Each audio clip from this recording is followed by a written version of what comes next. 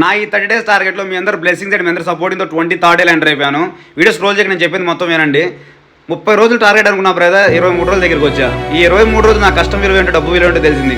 అలాగే ఈ మధ్య బెట్టింగ్ యాప్ల గురించి బాగా వింటున్నాను. ఒకడేమో ఆడటం తప్పు అంటున్నాడు, ప్రమోట్ చేసిన వాళ్ళేమో అయ్యో తప్పైపోయింది అంటున్నారు. అరే కష్టపడి పని చేస్తుంటే అనుకున్న టార్గెట్ కూడా అవ్వట్లేదు. అలాంటిది లక్షలు ఊరిని ఎలా వస్తాయిరా మీ అందరికీ? అమ్మనాలు చెప్తున్నారు, పక్కన ఫ్రెండ్ చెప్తున్నాడు, తెలిసిన వాళ్ళు చెప్తున్నారు, అయినా వినకుండా ఆడటం తప్పు కదరా.